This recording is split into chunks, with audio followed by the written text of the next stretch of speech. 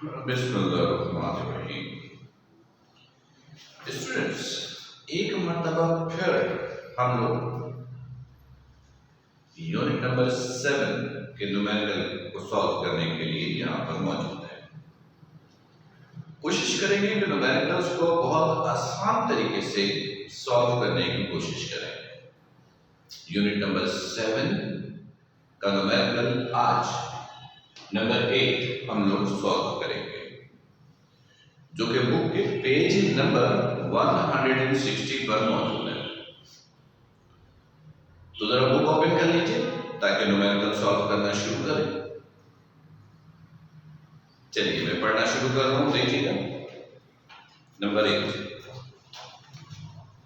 कहता है,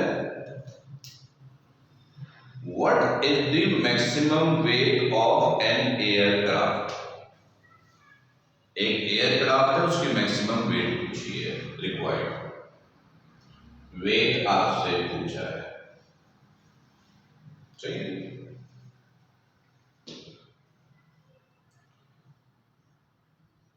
aircraft with a wing area of 50 metre square.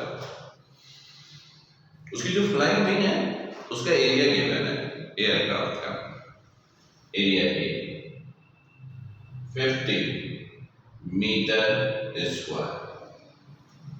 फिर क्या कहना है, फ्लाइंग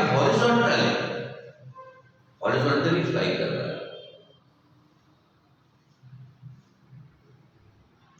मतलब वेट और इंजन जो फोर्स लगा रहा है फ्लाई के लिए वो आपस में क्या होगा, बराबर।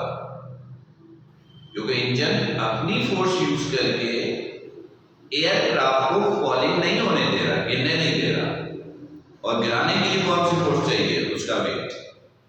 तो इसका मतलब है कि W यहां पर बराबर है F के, इंजन जो फोर्स यूज कर रहा है।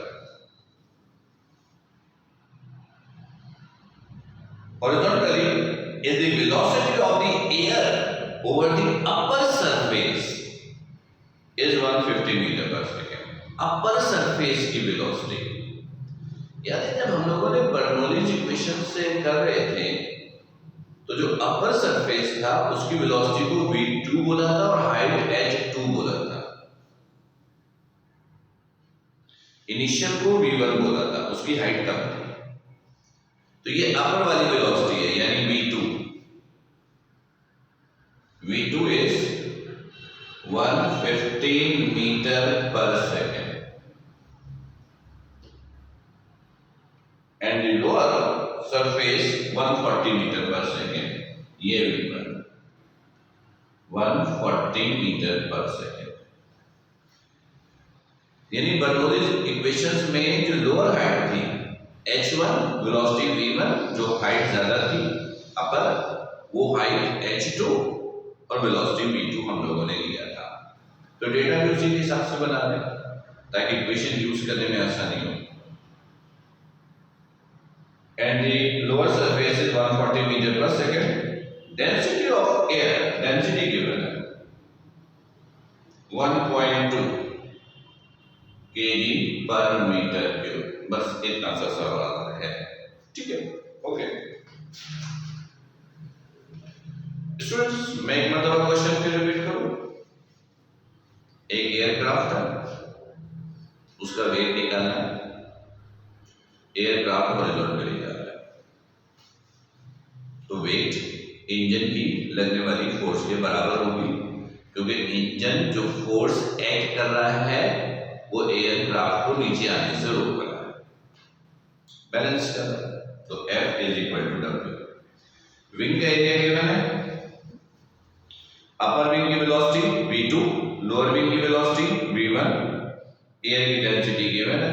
बस इतना सा सवाल है। आप एक दफा क्वेश्चन फिर पढ़ लीजिए, डेटा देख लीजिए। चाहे इसका सिंपल तरीका है कि वीडियो को यहाँ पर पॉज कीजिए, रोकिए, क्वेश्चन फिर पढ़ लीजिए, डेटा फिर देख लीजिए, तो डेटा बिल्कुल क्लियर होगा। कोई भी कंफ्यूजन हो तो आप मैसेज के जरिए मुझसे डिस्कस कीजिएगा। राइट, आते हैं सॉल्यूशंस की तरफ। स्टूडेंट्स, अगर बर्नौलीज इक्वेशन हम यूज करें तो बर्नौलीज इक्वेशन की तरह हम लोगों ने ऐसे की थी, K प्लस P, है ना, आपको भी याद होगा, law of conservation of energy use किया था। या बर्नौलीज इक्वेशन ऐसे यूज नहीं हो पा रही है, हमें फॉर्मूले में जरा सा एडिटिंग करना होगा, तो इसलिए यहां से सिलसिला शुरू किया। देखिए वर्क हम लोगों ने ड्राइव किया था P डेल्टा V या P2 माइनस V1 इस तरीके से, है ना, या P2 minus P1 P1 minus P2।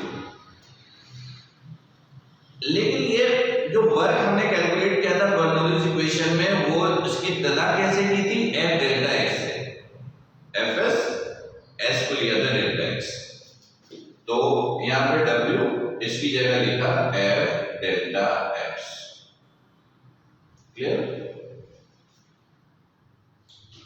Kinetic energy half m v square, half m v square, तो v स्क्वायर को लिखो v2 square minus v1 square plus Pe mgh, mgh को लिखा h1 माइनस h2।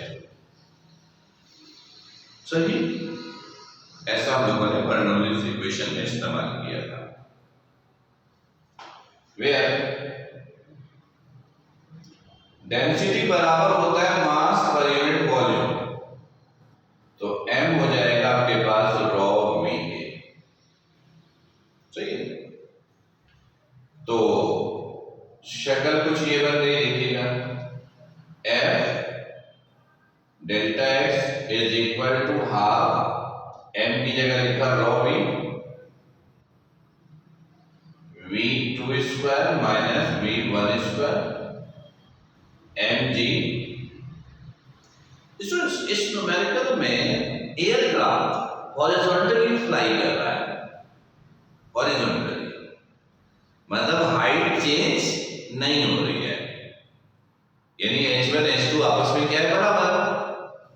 तो आपने क्या किया, h दोनों की जगह h इस्तेमाल किया, h1 is equal to h1, where h1 is equal to h2, और ये हमने h ले लिया क्योंकि एयरक्राफ्ट हॉरिजॉन्टली फ्लाई कर रहा है, मतलब हाइट तब्दील नहीं होगी। तो देखिएगा F delta x is equal to half rho, volume की जगह लिखा है A delta x, Bernoulli's equation हमने पढ़ा था V is equal to A delta x, चूंकि यहाँ डेल्टा x लिया डिस्टेंस को, तो यहाँ पर भी हाइट को हमने डेल्टा x लिया, v2 square minus v1 square, और x minus h 0 0 multiply by 0, ये रहेगा F delta x is equal to half rho A delta x v2 square minus v1 square. सही है, डेल्टा x से delta x cancel, f बराबर है wait के, तो आप इसकी जगह वेट इस्तेमाल कर लीजिए, half rho A v2 square minus v1 square, ये आ गया लोड मालूम करने का फॉर्मूला। अब देखिएगा रॉ गिवन है, रॉ गिवन है 1.2, एरिया गिवन है 50, v2 गिवन है 150 का स्क्वायर, v1 गिवन है 140 का स्क्वायर। अब ये सिंपल सी मैथमेटिकल कैलकुलेशन है, इसकी कैलकुलेशन कीजिएगा, वेट आ जाएगा, जो आंसर आए उसका यूनिट लिखिएगा न्यूटन। क्लियर? तो मेरा ख्याल है कि इस न्यूमेरिकल को अब आप लोग आसानी से सॉल्व कर सकते हैं।